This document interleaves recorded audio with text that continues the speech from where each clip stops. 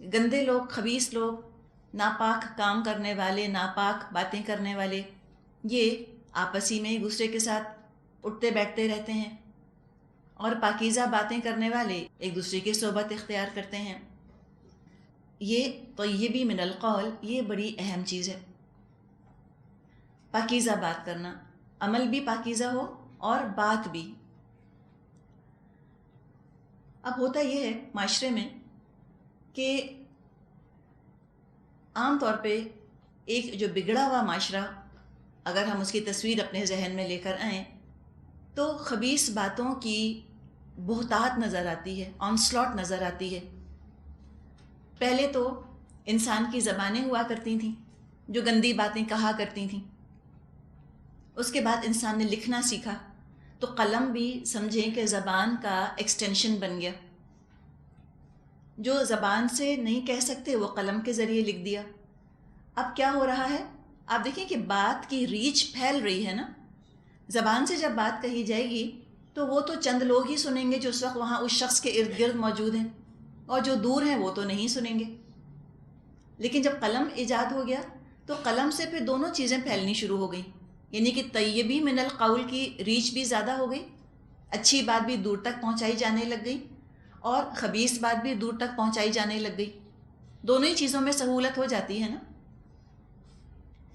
زبان کا معاملہ بھی یہی ہے، چاہے اچھی باتوں میں استعمال کر لے انسان، چاہے خبیث باتوں میں زبان کو استعمال کر لے۔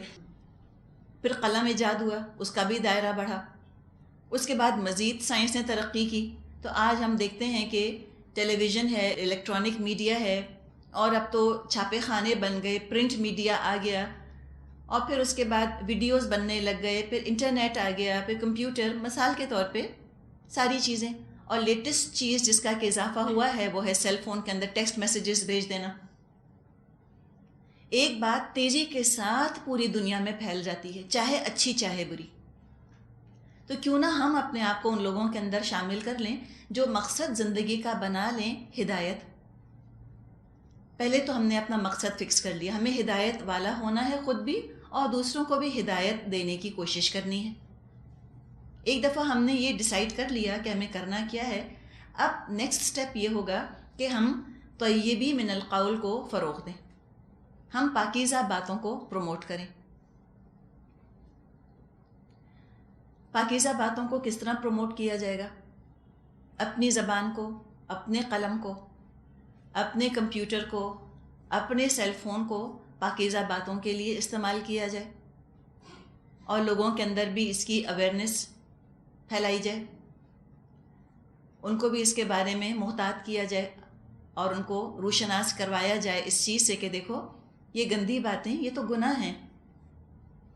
بعض دفعہ صرف کھیل کھیل میں، مذاق مذاق میں، اپنائیت اور بے تکلفی کے نام پر بہت سے کچھ ایسے لطیفے ٹیکسٹ کر دیے جاتے ہیں، کچھ ایسے کمنٹس جو ہیں وہ میسج کر دیے جاتے ہیں جو اخلاق سے گرے ہوئے ہوتے ہیں، جو گندی باتیں ہوتی ہیں، اور لوگ بالکل لائٹ ہارٹیڈلی یہ کام کر رہے ہوتے ہیں، بغیر سوچے سمجھے یہ کام کر رہے ہوتے ہیں۔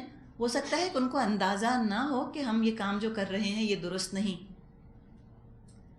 آپ کو معاشرے میں ایک چیز نظر آئے گی، وہ یہ ہے کہ دیکھیں جو گندے کام کرتے ہیں نا وہ گندی باتیں تو کریں گے، یہ تو انڈرسٹوڈ ہے نا، جیسے کام کریں گے ویسی تو باتیں کریں گے۔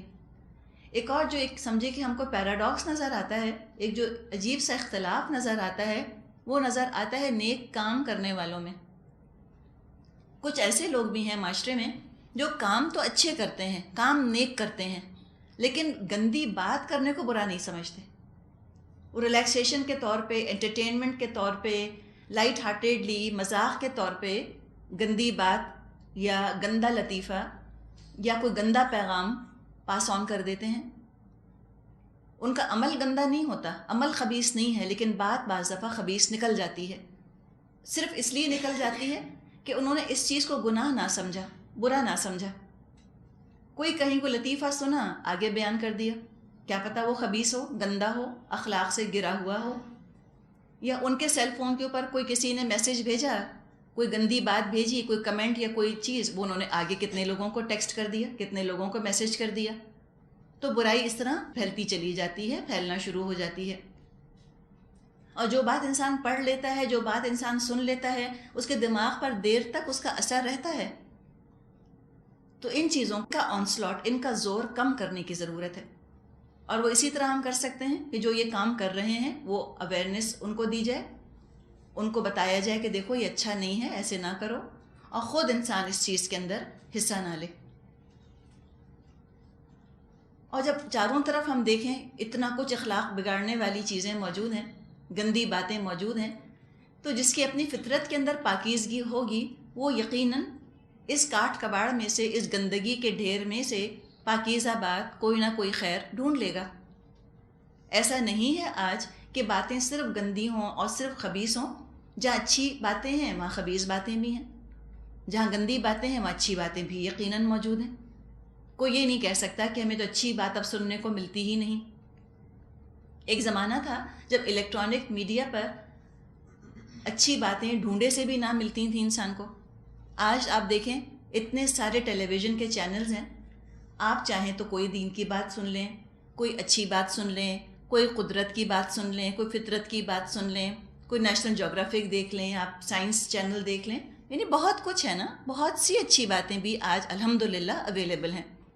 بہت سی دین کی باتیں بھی آج ٹی وی کے اوپر یا کمپیوٹر کے اوپر ان چیزوں پر موجود ہیں. اور پابندی لگائی نہیں جا سکتی کسی بھی سائنس کی ترقی کی چیز کے اوپر. کسی بھی سائنٹیفک پروگریس کو ہم ہیمپر نہیں کر سکتے. ہم یہ نہیں کہہ سکتے اب یہ گندی ہے اس کو بند کرو. اگر آج کوئی کہتا ہے کہ انٹرنیٹ پہ گندی باتیں آتی ہیں، انٹرنیٹ کو بین کر دو. ٹی وی پہ گندی باتیں آتی ہیں، ٹی وی پر بین کر دو، ٹی وی پر بین لگا دو. تو اس طرح تو آپ دیکھیں قلم پر بھی بین لگ جائے گا رفتہ رفتہ. قلم ہی ذریعہ ہے، جو چاہو کما لو. تو جیسے زبان ہے، جیسے قلم ہے، ویسے ہی باقی ذرائع ہیں. یہ ذرائع ابلاغ ہیں، جس طرح چاہو استعمال کر لو. اصل میں ان کو روکنے کی ضرورت نہیں ہے، ان کو اسلامائز کرنے کی ضرورت ہے، ان کو پیوریفائی کرنے کی ضرورت ہے، پاکیزہ کرنے کی ضرورت ہے. اسلام ہر چیز کو ڈیمولش کرنے، ڈسٹرکٹ کرنے، ختم کرنے نہیں آیا. اسلام آیا ہے اصلاح کرنے کے لیے، درستگی کے لیے آیا ہے. اسلام چیز کو درست کر دو، ٹھیک کر دو. تو اصلاح کی ضرورت ہے. اور اصلاح ہوتی ہے، اس کا مطلب یہ نہیں ہوتا کہ برائی کا وجود مٹ جائے. مٹتا نہیں، سائڈ ٹریک ہو جاتا ہے، کم ہو جاتا ہے، پیریفری پر چلا جاتا ہے، کنارے پر. تو ہمیں تو چاہیے کہ برائی کو ہم کنارے پر کر دیں، ایک طرف کر دیں، یا اچھائی اور برائی میں واضح لائن بنا دی جائے، ڈسٹنگوش کر دیا جائے کہ یہ برائی ہے، یہ اچھائی ہے. ڈسٹنکٹ ہو جائیں دونوں چیزیں جدا جدا، اور برائی لوگوں کے لیے بری ہو جائے، اچھائی لوگوں کے لیے اچھی ہو جائے. اسی سے پاکیزہ اخلاق پیدا ہوگا. اور یہ پاکیزہ اخلاق، پاکیزہ بات، یہ جنت تک لے جانے والی چیز ہے. تو جس کو تلاش ہوتی ہے پاکیزہ بات کی، وہ ڈھونڈ ڈانڈ کر ایسی جگہوں پر پہنچ ہی جاتا ہے جہاں پاکیزہ باتیں ہو رہی ہوں. شستہ باتیں، پاکیزہ صاف ستھری باتیں، بیہودہ باتیں نہ ہوں، گھٹیا پست باتیں نہ ہوں، بلکہ بلند عزائم کی باتیں ہوں، اعلیٰ کردار کی باتیں ہوں، ہائی اچیورز ہوں. آخرت حاصل کرنے والے لوگوں میں انسان اٹھنا بیٹھنا پسند کرتا ہے. تو پاکیزہ بات جو ہے، پاکیزہ بات کی تلاش، پاکیزہ بات کی طلب انسان کو پاکیزہ لوگوں تک لے جاتی ہے. انسان اچھی کمپنی میں شامل ہو جاتا ہے، اچھی صحبت اس کو مل جاتی ہے. اور پاکیزہ ماحول ضروری ہے اگر ہم نیکیوں کی دوڑ میں آگے نکلنا چاہتے ہیں. اگر انسان برائی کے طوفان میں ہر وقت گھرا رہے اور برے لوگوں میں ہر وقت گھرا رہے، گناہ گار لوگوں میں جو بری باتیں کرتے ہیں، برے کام کرتے ہیں، ایسے لوگوں میں گھرے رہنا یہ انسان کو ایک ایسی کشمکش میں مبتلا کرنے والی چیز ہے کہ ایسے لوگوں میں پھنس کے انسان صرف یہی کر سکتا ہے بہت سے بہت کہ وہ حرام سے بچ جائے، زیرو لیول بس مینٹین کر لے. ہر وقت حرام سے بچنے کی سٹرگل انسان کو اتنا تھکا دیتی ہے کہ نیکیوں کی دوڑ میں پھر وہ آگے نہیں نکل سکتا. جیسے مثال کے طور پہ ایسے ہی دنیا والوں کی مجلس میں بیٹھیں جو کہ پاکیزہ باتیں نہیں کرتے. ایسی مجلس میں انسان جا کر بیٹھ جائے جہاں خبیث باتیں ہو رہی ہیں، طیب باتیں نہیں ہیں.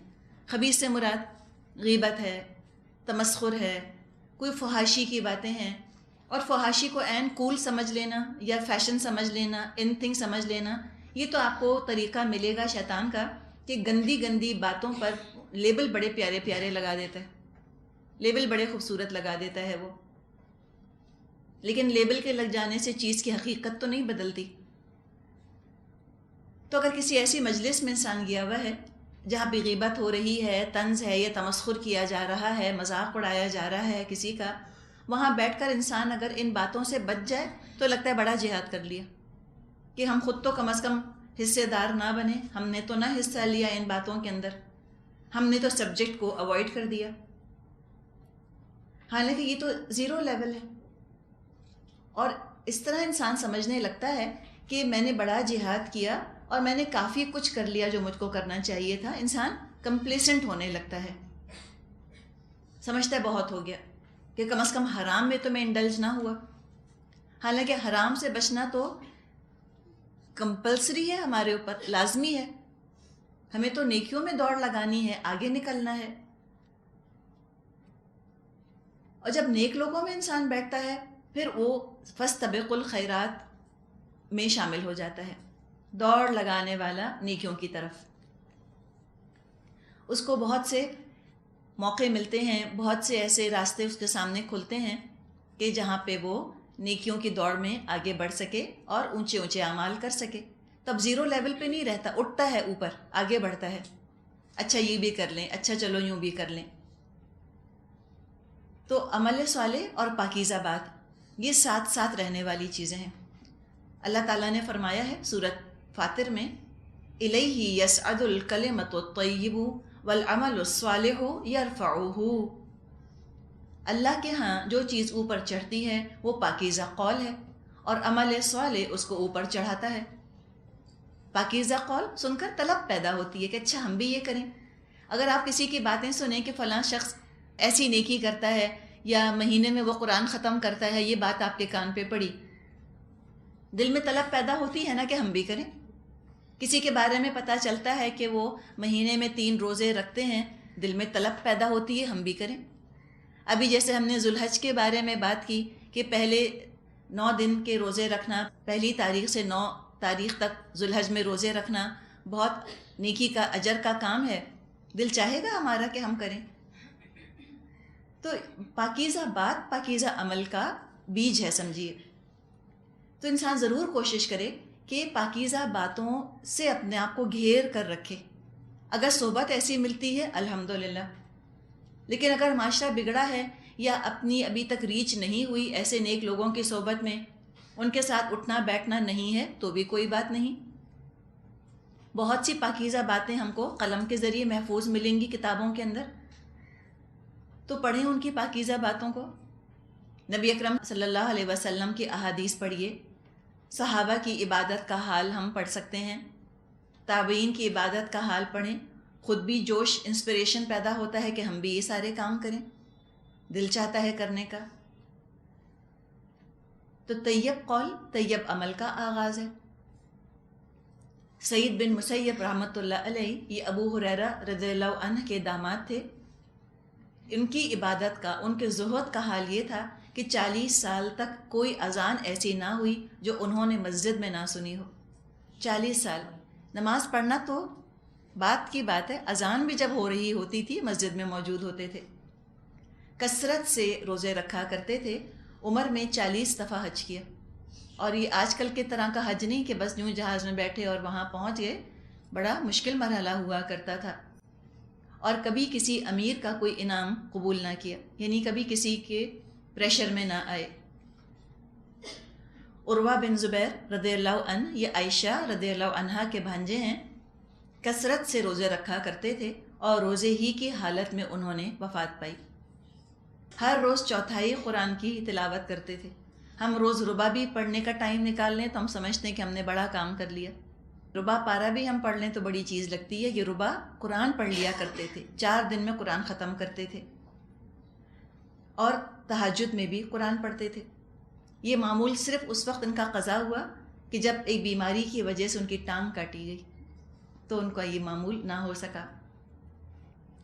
مرہ الحمدانی رحمۃ اللہ علیہ ایک اور بزرگ تھے، کثرت عبادت کا حال یہ تھا کہ مورخین لکھتے ہیں کہ انہوں نے اتنے سجدے کیے کہ مٹی ان کی پیشانی کی کھال کھا گئی تھی۔ اتنا زیادہ اپنی پیشانی کو اللہ کے سامنے رکھا کرتے تھے کہ یہاں سے ان کی کھال ہی جو ہے وہ مٹ گئی تھی، ختم ہو گئی تھی۔ 500 رکعت نماز روز پڑھا کرتے تھے۔ یہ آپ کو ملے گا بزرگوں کے بارے میں، کثرت کے ساتھ نمازوں کا ذکر ملے گا۔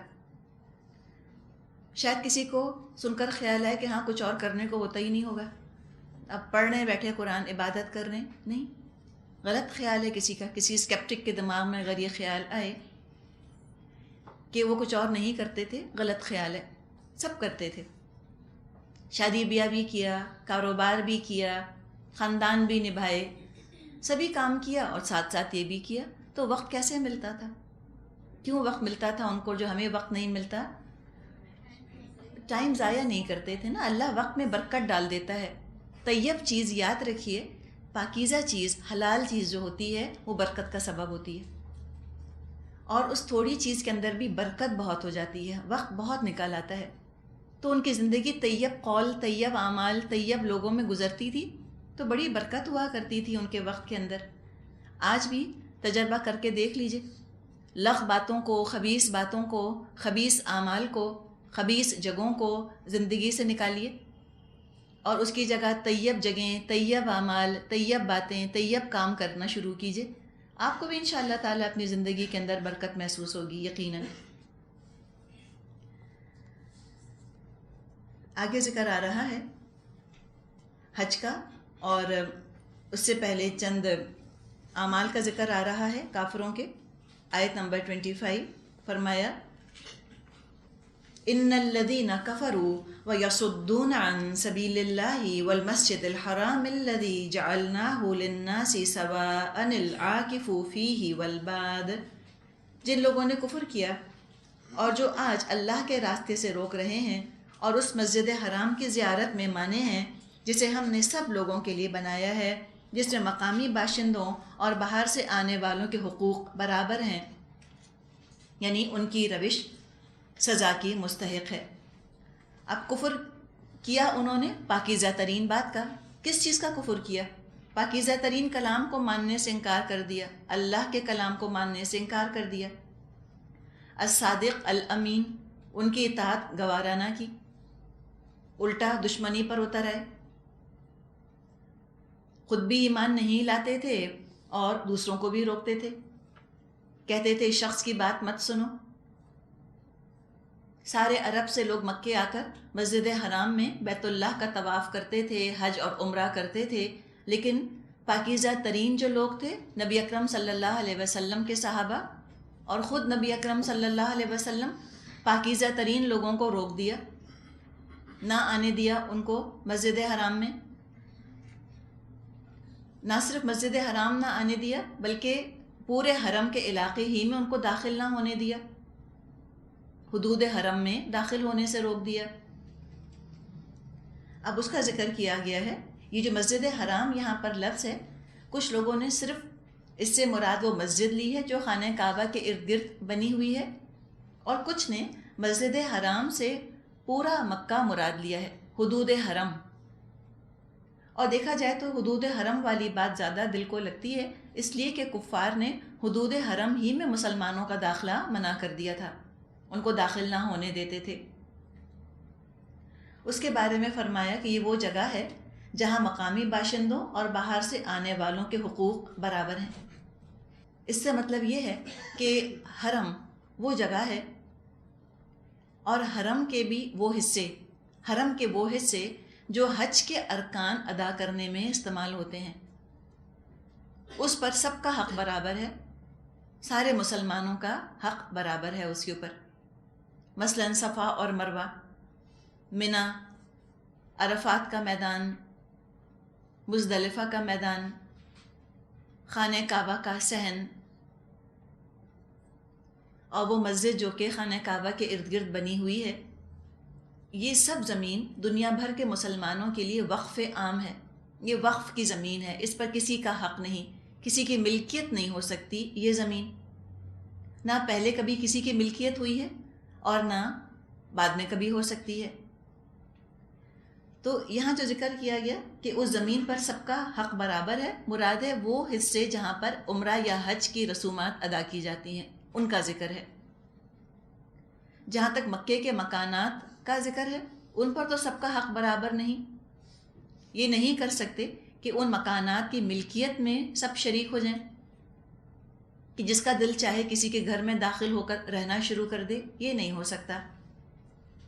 تو عبادات میں مساوات ہے، ملکیت میں نہیں ہے۔ جن کے گھر ہیں ان کے پہلے بھی گھر تھے مکے میں، ان کی اونرشپ تھی، اور آج بھی لوگوں کی اپنی ذاتی ملکیت ہے مکے کے اندر۔ تو حرم کے اندر کا علاقہ یہ سارے کا سارا سب کے لیے برابر نہیں ہے، بس وہ جگہیں جہاں پر کہ رسومات ادا کی جاتی ہیں وہ برابر ہیں۔ وَمَن يُرِدْ فِيهِ بِإِلْحَادٍ بِظُلْمٍ نُذِقْهُ مِنْ عَذَابٍ أَلِيمٍ۔ اس مسجد حرام میں جو بھی راستے سے ہٹ کر ظلم کا طریقہ اختیار کرے گا اسے ہم دردناک عذاب کا مزہ چکھائیں گے۔ الحاد کے معنی سیدھے راستے سے ہٹ جانا، اس میں کفر، شرک، اس کے علاوہ ہر گناہ شامل ہے۔ ایک حدیث میں مضمون آتا ہے کہ اللہ بہت غضبناک ہوگا اس شخص کے اوپر جو حرم کی حدود کے اندر کوئی بدعت ایجاد کرے۔ یعنی بدعت تو ویسے ہی انتہائی ناپسندیدہ ہے، لیکن حدود حرم میں رہتے ہوئے شرک کا مظاہرہ کرنا یا حدود حرم کے اندر کوئی نئی چیز ایجاد کرنا اور اس کو دین کا حصہ بنا دینا، اس پر تو اللہ تعالیٰ بہت ناراض ہوتا ہے۔ یہاں بھی ذکر فرمایا کہ جو الحاد برتے گا، ان جگہوں کے اندر الحاد کا مظاہرہ کرے گا، ہم اس کو دردناک عذاب کا مزہ چکھائیں گے۔ اور یہ وہ جگہ ہے جس کو اللہ تعالیٰ نے امن کی جگہ بنایا ہے۔ ہم نے قرآن میں پڑھا ہے وَمَن دَخَلَهُ كَانَ آمِنًا، جو اس میں داخل ہو گیا امن میں آ گیا۔ یہاں درختوں کو نہیں کاٹا جا سکتا، پرندوں جانوروں کو شکار نہیں کیا جا سکتا، منع کیا گیا ہے، روک دیا گیا ان چیزوں سے۔ اور حدود حرم میں جو یہ کام کرے گا پھر اللہ تعالیٰ کا غضب بھڑکے گا۔ اس کے امن کو وائلیٹ کرنے والا یہ کام ہے، اس کے امن میں خلل ڈالنے والے کام ہیں یہ سارے۔ عمر اور ابن عباس رضی اللہ عنہما کے اقوال ہیں، اگر کوئی اپنے باپ کے قاتل کو بھی وہاں پائے تو بھی ہاتھ نہیں لگا سکتا۔ اب چونکہ حج کا ذکر آیا اور خانہ کعبہ کا، مسجد حرام کا ذکر آیا، تو ہو نہیں سکتا کہ خانہ کعبہ کا ذکر آیا اور ابراہیم علیہ السلام کی یاد ذہنوں میں نہ آئے۔ اب ان کا ذکر کیا جا رہا ہے، رکوع نمبر 4 آیت نمبر 26 سے۔ وَإِذْ بَوَّأْنَا لِإِبْرَاهِيمَ مَكَانَ الْبَيْتِ أَلَّا تُشْرِكْ بِي شَيْئًا وَطَهِّرْ بَيْتِيَ لِلطَّائِفِينَ وَالْقَائِمِينَ وَالرُّكَّعِ السُّجُودِ۔ یاد کرو وہ وقت جب کہ ہم نے ابراہیم علیہ السلام کے لیے اس گھر کی جگہ تجویز کی تھی، اس ہدایت کے ساتھ کہ میرے ساتھ کسی کو شریک نہ کرو، اور میرے گھر کو طواف کرنے والوں اور قیام اور رکوع اور سجود کرنے والوں کے لیے پاک رکھو۔ ہم ذکر اس کا پڑھ چکے ہیں سورہ بقرہ میں۔ ابراہیم علیہ السلام جب خانہ کعبہ کی تعمیر کر رہے تھے، ساتھ ہی ساتھ دعا مانگتے جاتے تھے اللہ تعالیٰ سے کہ وَأَرِنَا مَنَاسِكَنَا وَتُبْ عَلَيْنَا۔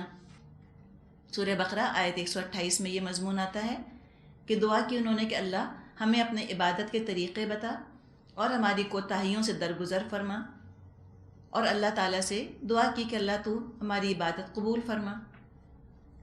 اللہ تعالیٰ نے حج کا پورا طریقہ ابراہیم علیہ السلام کو سکھا دیا، اور یہ نعمت اپنے خلیل تک محدود نہیں رکھی، بلکہ اعلان فرمایا کہ اس کو عام کر دو، تم اعلان عام کر دو۔ یہ حکم دیا ابراہیم علیہ السلام کو کہ تم عام اجازت دے دو حج کے لوگوں کو، جو چاہے یہاں آئے، اللہ کے گھر کا حج کرے، اپنے گناہ بخشوا لے، اور ایسا ہو جائے جیسے کہ آج ہی پیدا ہوا ہے۔ اس کا ذکر فرمایا وَأَذِّن فِي النَّاسِ بِالْحَجِّ يَأْتُوكَ رِجَالًا وَعَلَى كُلِّ ضَامِرٍ يَأْتِينَ مِنْ كُلِّ فَجٍّ عَمِيقٍ، اور لوگوں کو حج کے لیے اذن عام دے دو کہ وہ تمہارے پاس ہر دور دراز مقام سے پیدل اور اونٹوں پر سوار آئیں۔ رجال راجل کی جمع ہے، مراد پیدل چلنے والے. زامر اس کا مادہ ضاد میم را ہے، مطلب ہوتا ہے چھپنا، چھپی ہوئی چیز. اسی سے لفظ ضمیر نکلا ہے، ضمیر چھپی ہوئی چیز ہے نا. زامر دبلے پتلے اونٹ کو بھی کہتے ہیں جس کا پیٹ بالکل چپکا ہوا ہو. کوئی نبی عرب میں نہ آیا کہ جو لوگوں کو حج کی عبادت یاد دلاتا، حج کی تلقین کرتا، لیکن لوگوں میں یہ بات موجود رہی بلکہ پھیلتی چلی گئی. 4,500 سال سے مسلسل حج ہو رہا ہے. یہ بھی اللہ تعالیٰ کی قدرت ہے واقعی. مشرک ہو گئے، شرک کرنے لگ گئے، دین ابراہیمی کی پیروی کرنے والے، ان کے عقائد میں بگاڑ آ گیا، لیکن حج کی رسومات وہ ادا کرتے تھے. حج کی رسومات میں بھی تھوڑا بہت بگاڑ تو انہوں نے پیدا کر دیا تھا، اپنی طرف سے کچھ چیزیں اضافہ کر لی تھیں، کچھ چیزیں کم کر دی تھیں، ایڈیشن سبٹریکشن کر دیا تھا، لیکن بہرحال عبادت اپنی جگہ موجود تھی. اور آج بھی وہ گھر آباد ہے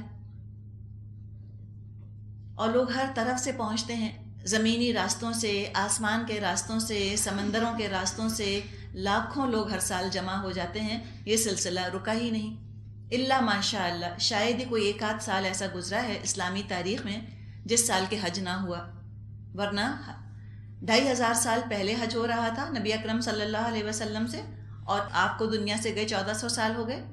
حج ہوتا چلا جا رہا ہے، ہر طرح سے لوگ جمع ہو جاتے ہیں، اور وہاں پہنچ کر کیا برکتیں انسان دیکھتا ہے، کیا فائدے حاصل کرتا ہے، اس کی طرف اشارہ کیا جا رہا ہے. آیت 28 لِيَشْهَدُوا مَنَافِعَ لَهُمْ وَيَذْكُرُوا اسْمَ اللَّهِ فِي أَيَّامٍ مَّعْلُومَاتٍ عَلَى مَا رَزَقَهُم مِّن بَهِيمَةِ الْأَنْعَامِ فَكُلُوا مِنْهَا وَأَطْعِمُوا الْبَائِسَ الْفَقِيرَ، تاکہ وہ فائدے دیکھیں جو یہاں ان کے لیے رکھے گئے ہیں، اور چند مقرر دنوں میں ان جانوروں پر اللہ کا نام لیں جو اس نے ان کو بخشے ہیں، خود بھی کھائیں اور تنگ دست محتاج کو بھی دیں. اب یشہدو کا جو لفظ ہے یہ بڑا اہم ہے، تاکہ وہاں کے فائدوں کو دیکھیں. جو لوگ عمرہ کرنے نہیں گئے یا حج کرنے نہیں گئے، ان کو کوئی کتنا بھی بتائے وہ اس طرح محسوس کر نہیں سکتے اس جگہ کو. وہ تو جگہ تجربہ کرنے والی ہے، محسوس کرنے والی ہے، خود دیکھنے والی ہے. جو فزیکلی جسمانی طور پہ وہاں موجود ہوتے ہیں وہی بس وہاں کے فائدے اور برکتیں محسوس کر سکتے ہیں. دنیا میں لوگ اتنی چیزوں کے لیے سفر کرتے ہیں جس میں کہ دنیاوی فائدے ہوتے ہیں. وہ سفر کرتے ہیں کاروبار کے لیے، تفریح کے لیے، رشتہ داروں سے ملنے جلنے کے لیے، سائٹ سینگ کے لیے سفر کرتے ہیں، شاپنگ کے لیے سفر کرتے ہیں. مکے کا سفر نرالا ہی سفر ہے، حج کا سفر نرالا سفر ہے. اس میں کوئی دنیاوی غرض نہیں ہوتی، صرف اللہ کی محبت، اللہ سے ملنے کے لیے لوگ جا رہے ہوتے ہیں. نہ وہاں پہ سائٹ سینگ ہے، نہ کوئی ایسا سچ ہم کہیں کہ کوئی بہت زبردست کوئی شاپنگ مالز ہیں جو وہاں بنے ہوئے ہیں، کوئی چیز ایسی نہیں. لیکن کیا اس جگہ کی کشش ہے کہ لوگ کھنچتے چلے جاتے ہیں. مثابۃ للناس اللہ نے فرمایا ہے اس جگہ کو، بار بار آنے کی جگہ. جو ایک دفعہ جاتا ہے دل اس کا وہیں رہ جاتا ہے، اکثر و بیشتر کا. ایمان تازہ ہوتا ہے انسان کا وہاں پر جا کر. عبادت ایسا پلیجر بن جاتی ہے جو عام حالات میں عام جگہوں پہ نہیں ہوتی، اور دنیا کی برکتیں بھی حاصل ہوتی ہیں اس طرح سے کہ جو عمرہ اور حج کرتے ہیں اور اس پر پیسہ خرچ کرتے ہیں وہ کبھی غریب نہیں ہوتے، فقیر نہیں ہو جائیں گے. وہ عمرہ کرنے سے یا حج کرنے سے کوئی غریب نہیں ہو جاتا. تو ذکر کیا گیا کہ وہاں آئیں اور وہاں پر آ کر وہ اس کی برکتیں دیکھیں، فائدے دیکھیں، اور ساتھ ہی ساتھ قربانی کا بھی ذکر ہے. وہاں پر اگر کوئی غلطی ہو جائے، کوئی رکن ادا ہونے سے رہ جائے حج کا یا عمرے کا، تو اس کے لیے قربانی دینی ہوتی ہے، جس کو کہ دم کہتے ہیں. دم دینا ہوتا ہے. اس جانور کا گوشت کھانا اس شخص کے لیے جائز نہیں جس نے کہ دم دیا. ٹھیک ہے، یہ دم ہوتا ہے نا، یہ تو الگ ہی ہوتا ہے، وہ تو اللہ نام پر دے دیا جاتا ہے. قربانی کی جو باقی قسمیں ہیں، ایک تو جو حج کے ساتھ قربانی کی جاتی ہے، جو حج تمتع کرتے ہیں یا جو حج افراد کرتے ہیں وہ قربانی کرتے ہیں، اس کا گوشت وہ کھا سکتے ہیں.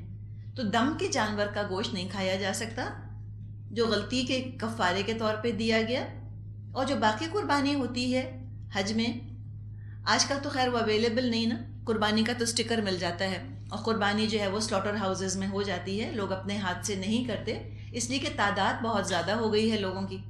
اب جگہ جگہ قربانی کریں گے تو دقت پیش آئے گی. تو ایک طرح کی سٹریم لائننگ کر دی ہے وہاں کی حکومت نے معاملات کی. وہ سٹیکر دے دیتے ہیں، کوپون دے دیتے ہیں، اور جس کا مطلب یہ ہوتا ہے کہ آپ کی قربانی جو حج والی قربانی ہے وہ ہو جائے گی. لیکن ایک زمانہ تھا جب لوگ خود قربانی کرتے تھے، اور آج بھی اگر کوئی کر سکتا ہے اور کرتا ہے تو اس کا گوشت کھانا اس کے لیے جائز ہے. نبی اکرم صلی اللہ علیہ وسلم نے حج کے موقع پر 63 اونٹ قربان کیے تھے اپنے ہاتھ سے، اور باقی پھر علی رضی اللہ عنہ نے قربان کیے تھے. اور آپ نے ان تمام اونٹوں میں سے تھوڑا تھوڑا گوشت لے کر ہنڈیا میں ڈالا تھا، اور آپ نے خود بھی کھایا تھا اور لوگوں نے بھی اس میں سے کھایا تھا. تو واجب قربانی کرے انسان یا نفلی قربانی کرے، سب اس میں سے کھا سکتے ہیں. ایام میں معلومات میں 10 ذی الحج کا دن آتا ہے، یوم نہر آتا ہے جس دن کے قربانی کی جاتی ہے. ایام تشریق آتے ہیں، یعنی یہ حج کے دن ہے نا، حج کے دنوں کے اندر مختلف عبادتیں کی جاتی ہیں. ایام تشریق کا جہاں تک تعلق ہے، ان دنوں میں خاص طور پہ تکبیریں پڑھنی چاہیے.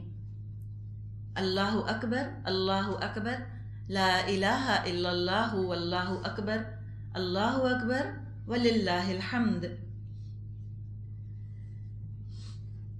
تو فرمایا کہ اللہ کی حمد کرو، اللہ کی تسبیح کرو ایام میں معلومات میں، اور جانوروں کی قربانی کرو، خود بھی کھاؤ اور تنگ دست محتاج کو بھی دو. پھر فرمایا آیت 29، ثم ليقضوا تفثهم وليوفوا نذورهم وليطوفوا بالبيت العتيق. پھر اپنا میل کچیل دور کریں اور اپنی نظریں پوری کریں اور اس قدیم گھر کا طواف کریں. ابھی حج کے ارکان، حج کے ریچولز ہیں، حج کے مناسک ہیں جو کہ بتائے جا رہے ہیں. تافاسا کا مطلب ہوتا ہے ناخن میں جمع ہونے والی مٹی. حاجی 8 ذی الحج کو احرام باندھ لیتے ہیں، اس کے بعد پھر وہ حج کے تمام مناسک ادا کرنا شروع کرتے ہیں. 8 ذی الحج سے لے کر 13 ذی الحج تک یہ حج کے دن ہیں، حج کے دن ہوتے ہیں. یہ مکے سے منا آتے ہیں، پھر منا سے عرفات جاتے ہیں، عرفات سے مزدلفہ آتے ہیں، اور پھر اس کے بعد 10 ذی الحج کو، جس کو یوم نہر کہا جاتا ہے، قربانی کا دن، پھر واپس منا آتے ہیں، پھر رمی کرتے ہیں، بال کٹواتے ہیں. رمی ہوتی ہے، قربانی ہوتی ہے، پھر بال کٹواتے ہیں. جب بال کٹ جائیں اس طرح سے، اس کے بعد احرام کھول دیا جاتا ہے 10 ذی الحج کو. 10 ذی الحج کا دن سمجھے کہ سب سے مصروف دن ہوتا ہے حج کی عبادت میں. سب سے زیادہ ارکان 10 ذی الحج کو ادا کرنے ہوتے ہیں. رمی ہو گئی، رمی کرتے ہیں، اس کے بعد پھر قربانی، وہ تو خیر ہو جاتی ہے جو سٹیکر ان کے پاس ہوتا ہے اس کے حساب سے. پھر وہ اپنے بال کٹواتے ہیں، اب وہ اپنا احرام کھول دیتے ہیں. احرام کھولتے ہیں، اب نہا دھو سکتے ہیں، بال کٹوا سکتے ہیں. سر منڈوانے والوں پر نبی اکرم صلی اللہ علیہ وسلم نے 3 دفعہ دعائے رحمت کی. سر منڈوانے والوں کے لیے 3 دفعہ دعائے رحمت کی اللہ کے رسول صلی اللہ علیہ وسلم نے. اور جو مرد بال کتروائیں، شارٹ کروائیں، ان کے لیے آپ نے 1 دفعہ دعائے رحمت کی. تو مردوں کے لیے بہتر ہے کہ وہ سر منڈوائیں. خواتین سر نہیں منڈواتی بلکہ صرف بال کٹواتی ہیں. پھر ناخن بھی کٹوائے جاتے ہیں، اور پھر روز مرہ کے انسان کپڑے پہن لیتا ہے. اس کو تحلل اول کہا جاتا ہے. تحلل حلال سے بنا ہے. حلال کس طرح؟ یعنی کہ اب بہت سے کام جو کہ حالت احرام میں جائز نہیں تھے، اب ان کی رکاوٹ دور ہو گئی، اب وہ کام حرام نہیں رہے، حلال ہو گئے. تو تحلل اول ہے. نہانا دھونا، ناخن بال کاٹنا سب حلال ہو گیا. سلے ہوئے کپڑے پہننا حلال ہو گیا. اس کے بعد پھر مکہ جایا جاتا ہے، اور مکہ جا کر طواف زیارت کرتے ہیں، طواف افاضہ جس کو کہتے ہیں. تو طواف زیارت جب کر لیتے ہیں، اب یہ تحلل ثانی کہلاتا ہے، دوسرا حلال ہو جانا۔ اس کے بعد اب شوہر بیوی کا تعلق قائم ہو سکتا ہے۔ تحلل اول کے بعد ساری پابندیاں اٹھ جاتی ہیں سوائے شوہر بیوی کا تعلق، وہ حلال نہیں ہوتا، وہ طواف افاضہ کے بعد حلال ہوتا ہے۔ لوگ اپنی نظریں پوری کرتے ہیں، تو یہ تو ہو گیا نا، فَلْيَقْضُوا تَفَثَهُمْ، اپنے میل کچیل دور کریں، وَلْيُوفُوا نُذُورَهُمْ، اور اپنی نظریں پوری کریں۔ نظر سے مراد ہے کہ عام طور پہ لوگ ایکسٹرا قربانی دیتے ہیں تو اپنی نظریں پوری کر لیتے ہیں وہ۔ وَلْيَطَّوَّفُوا بِالْبَيْتِ الْعَتِيقِ، اور وہ بیت عتیق کا طواف کرتے ہیں۔ عتیق عین تا قاف مادہ ہے۔ اینٹیکس کو بھی عتیق کہا جاتا ہے، پرانی چیز۔ عتق عین تا قاف، عتق آزاد کے لیے بھی یہ لفظ آتا ہے۔ تو مکہ معظمہ میں جو خانہ کعبہ ہے اس کو پرانا گھر کہہ لیں، بہت قدیم، بہت پرانا، 4,500 پرانا گھر ہے، آزاد گھر ہے۔ مکہ اللہ کے فضل سے ہمیشہ آزاد رہا، کبھی کسی غیر قوم کا اس پر قبضہ ہو نہ سکا۔ اور ایک اور خوبصورت لوگوں نے اس کی تعبیر کی ہے بیت العتیق کی، کہ حج کرتا ہے انسان، اللہ کی بندگی کا عہد کرتا ہے، یہ چیز خود انسان کو آزادی دینے والی ہے، لبریٹنگ ایکسپیرینس ہوتا ہے۔ لوگوں کی غلامی سے نکل کر انسان اپنے آپ کو اللہ کی غلامی میں دے دیتا ہے، اللہ کا بندہ بنتا ہے، اور حقیقت ہے کہ عبودیت میں حریت ہے، آزاد ہو جاتا ہے انسان جب وہ اللہ کا بندہ بن جائے۔ یہ تمام ارکان ادا ہوتے ہیں، نبی اکرم صلی اللہ علیہ وسلم کی سنت قدم قدم پر تازہ ہوتی ہے۔ آپ صلی اللہ علیہ وسلم نے فرمایا تھا لوگوں سے، خذوا عنی مناسککم، تم مجھ سے حج کے ارکان سیکھ لو۔ تو جو آپ نے کام کیے بس وہی کام کیے جاتے ہیں۔ حج تو پوری سمجھیے کہ ایک ایکسرسائز ہے کہ جس میں عقل کو پیچھے رکھ کر اطاعت کو ہم آگے لاتے ہیں، عقل کی بات نہیں مانتے، کوئی لاجک ہم نہیں سوچتے، نہ لاجک پہ چلتے ہیں، ہم اطاعت پر چلتے ہیں۔ بہت سے ایسے ارکان ہیں جن کا ذکر قرآن میں آیا ہی نہیں، پھر کیوں کرتے ہیں؟ اس لیے کہ نبی اکرم صلی اللہ علیہ وسلم نے وہ کام اسی طرح سے کیے۔ اب اگر کسی کو ضد ہی ہو جائے نبی اکرم صلی اللہ علیہ وسلم سے، تو بعض دفعہ سنت کو نیچا دکھانے کے لیے کچھ عجیب و غریب حرکتیں بھی کی جاتی ہیں۔ جیسے کسی نے بتایا کہ کچھ خواتین حج کر کے آئیں اور انہوں نے بھی سر منڈوایا، انہوں نے کہا کہ ہم بھی گنجی ہوں گی۔ اب ایک ضد کا معاملہ ہے نا، کیا اجر ملا؟ ایک انہوں نے زحمت بھی اٹھائی اور نبی اکرم صلی اللہ علیہ وسلم کی مخالفت کی، جان بوجھ کر زحمت بھی اٹھائی اور اپنے لیے مشکل بھی جمع کر لی۔ قیامت کے دن اللہ کیا اجر دے گا اس چیز کا ان کو؟ تو قرآن میں آتا ہے نا، کچھ چہرے ہوں گے کہ بہت تھکے ہوئے ہوں گے، عمل کرنے والے ہوں گے، لیکن فائدہ کیا ہوگا؟ عاملۃ ناصبہ آتا ہے نا، عمل بھی کیا اور تھکے بھی، کوئی فائدہ نہ ہوا، کوئی اجر نہ ملا۔ رسول کی مخالفت میں نیکی ہو کیسے سکتی ہے؟ نیکی تو ہے ہی وہ جو کہ آپ صلی اللہ علیہ وسلم نے بات بتا دی۔ تو ان چیزوں کا احترام کرنا چاہیے، شاعر اللہ ہیں یہ۔ نبی اکرم صلی اللہ علیہ وسلم نے جو طریقہ بتا دیا، جو اللہ نے بتا دیا، ہمارے لیے کافی ہے۔ انسان کبھی کسی کی باتوں میں آ کر بلا وجہ اس طرح کے سٹینڈ نہ لے، یہ ڈیئر ڈیول ایٹیٹیوڈ ہے، خامخواہ کا شیطان کو اپنے ساتھ ملانے والا ایٹیٹیوڈ ہے، یہ نہ کرے انسان۔ آگے فرمایا آیت نمبر 30، ذَلِكَ وَمَن يُعَظِّمْ حُرُمَاتِ اللَّهِ فَهُوَ خَيْرٌ لَهُ عِندَ رَبِّهِ وَأُحِلَّتْ لَكُمُ الْأَنْعَامُ إِلَّا مَا يُتْلَى عَلَيْكُمْ فَاجْتَنِبُوا الرِّجْسَ مِنَ الْأَوْثَانِ وَاجْتَنِبُوا قَوْلَ الزُّورِ۔ یہ تھا تعمیر کعبہ کا مقصد، اور جو کوئی اللہ کی قائم کردہ حرمتوں کا احترام کرے تو یہ اس کے رب کے نزدیک خود اس کے لیے ہی بہتر ہے۔ کتنی پیاری بات ہے نا کہ جو اللہ کی قائم کی ہوئی حرمتوں کا خیال کرتا ہے، فَهُوَ خَيْرٌ لَهُ عِندَ رَبِّهِ، اسی کے لیے بہتر ہے، اللہ ہر چیز کا اس کو اجر دے دے گا۔ اللہ کو تو فرما برداری اتنی پسند ہے کہ جنت سے کم انعام پر اللہ راضی نہ ہوگا۔ کہ جس نے اتنی عزت کی اللہ کی، جس نے اتنی عزت کی اس کے پیارے رسول کی، تو کیسے ہو سکتا ہے کہ اللہ ایسے انسان کی عزت نہ کرے؟ تو بلا وجہ کا ڈیفائنس یہ اپنے پیر پر کلہاڑی مارنے والی چیز ہے۔ جہاں سر جھکانا چاہیے وہاں جھکا دینا چاہیے، جہاں انیشیٹو لینا انسان کو نقصان دے رہا ہو وہاں انیشیٹو لینے کی قطعاً ضرورت نہیں۔ اور عبادات وہ چیز ہے کہ جس میں انیشیٹو کا کوئی معاملہ ہی نہیں، کوئی دخل ہی نہیں، کوئی ضرورت ہی نہیں، بلا وجہ اپنے ذہن کو اور اپنے جسم کو تھکانے والی چیز ہے۔ یہاں نئی نئی باتوں کو ایجاد کرنا یا نئے نئے طریقے ایجاد کرنے کا کام یہ ہے کہ انسان اللہ کی بتائی ہوئی حرمات کی عزت کرے، تعظیم کرے۔ آگے ترجمہ ہے، اور تمہارے لیے مویشی جانور حلال کیے گئے ما سوا ان چیزوں کے جو تمہیں بتائی جا چکی ہیں، بس بتوں کی گندگی سے بچو، جھوٹی باتوں سے پرہیز کرو۔ تو شاعر کا ذکر آیا ہے اور اوثان کا ذکر آیا ہے۔